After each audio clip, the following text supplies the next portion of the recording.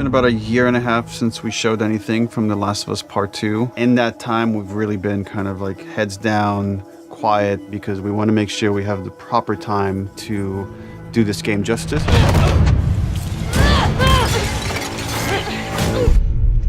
It's definitely our most ambitious in scope game that we've ever made. We really wanted to wait until we had something awesome and new and exciting to talk about because we've been so mysterious. Outbreak Day has always been a way for us to communicate with the fans about The Last of Us. It was like the day the outbreak happened in the fictional world of The Last of Us. And once we had this opportunity to line everything up for Outbreak Day, or in this case, kind of an Outbreak Week, we decided to put out a story trailer with the date of when the game's coming out, and then show the press actual gameplay, let them get hands-on with the game.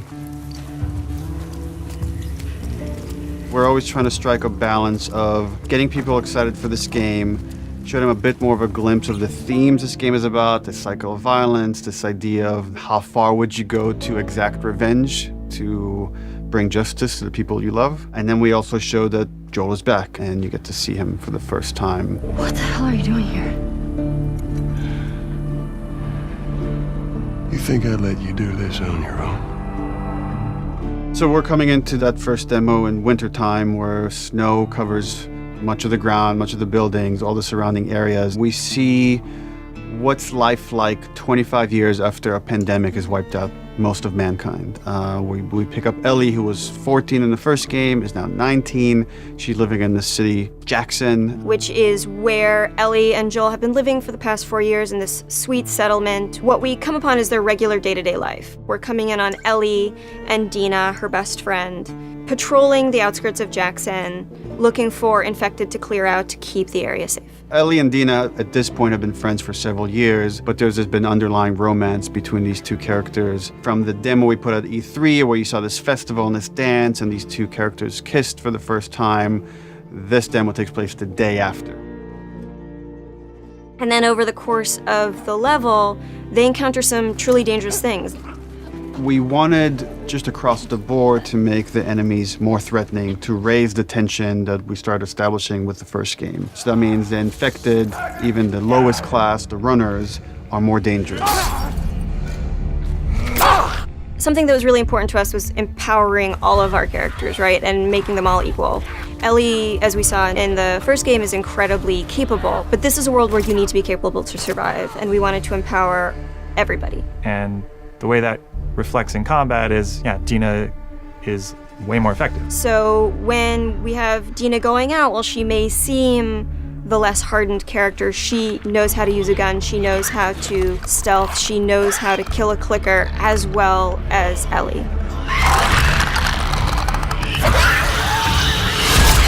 When we were looking to expand on The Last of Us 1 to The Last of Us 2, one of the things that jumped out as being an avenue that was really worth exploring was traversal. Ellie is so much more agile, kind of more athletic, that it seemed like we should really pursue this whole avenue of gameplay. Introducing like a real jump, like a real arcing jump, has allowed us to make for much more interesting puzzles, more interesting vertical environments, and can frequently integrate well into combat setups as well. She's able to move quickly in a lot of different ways. She can dodge attacks. She can squeeze through, we call them squeeze-throughs. Oh, looks like I could fit through that. Oh, I can fit through that, that's cool. And that has been such a great integration into the combat loop of like, you're fleeing an enemy, or you're trying to get a flank, you're in stealth, and you just kind of like scooch into a room or behind an object.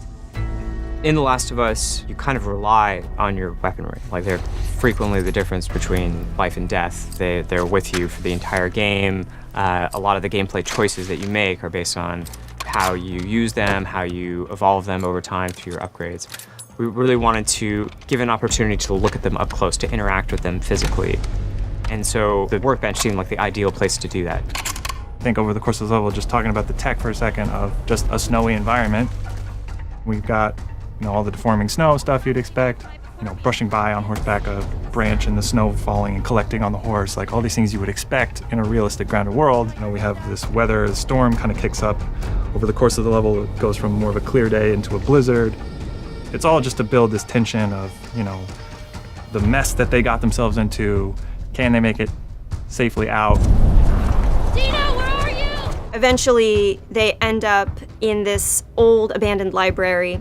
And it's in this moment where Dina really pokes and wants to get the ball rolling on this flirtation, wants to bring down Ellie's walls. And they kind of reveal to each other how much they like each other.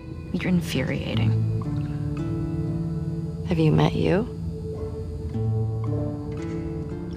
And then we have a second demo that the press played that's like much later in this story where Ellie has started going down this road of revenge. She finds herself in Seattle, pitted against this group that controls the city. Called the WLF. They're kind of a little bit like a militia that has taken over the town, and they have a very zero tolerance policy on people who are not from Seattle, kind of intruding on their space. And she hears over the radio that a male trespasser has been spotted, and she knows that the WLF are closing in on him. And so we find her negotiating this abandoned hillside suburb. And she's running into this new enemy type of guard dogs that the WLF are using. Dogs have a new sense of perception to bring to the table, which kind of puts this really interesting wrinkle on stealth gameplay, where so far you've been dealing with sight and sound, trying to stay out of sight, trying to move slowly to be quiet. But now with enemy dogs, you have to worry about them picking up your scent trail. If you go into listen mode, you can see, we have a visualization of that scent, so you can see like when the dog is sniffing you and where it's going. You can throw bottles to distract the dog off of your scent, and it just adds this extra tension. The second part of the demo, even though you're fighting mostly human enemies, we're introducing one of our new infected classes, the Shambler. And the Shambler is kind of a lumbering, tankier enemy that can take a lot of punishment. They'll kind of chase you down and try to get towards you and then burst and leave behind one of these lingering, corrosive clouds. In the demo, we have this mini boss fight, and that class happens to be a stalker. It's a class between runners and clickers. It's a class that can hide and run away, and we wanted to do a lot more with them in this game. And because we have this evade mechanic, you can kind of go toe-to-toe with someone, and we can have these boss fights that we weren't able to have before. So you guys can go back and forth and exchange combos and evade each other and slam each other onto like desks, and we can now render all these physics objects, and it's all done in service of just grounding you more in this world, making you more immersed in this fight and feel like Ellie is barely surviving by the edge of her abilities.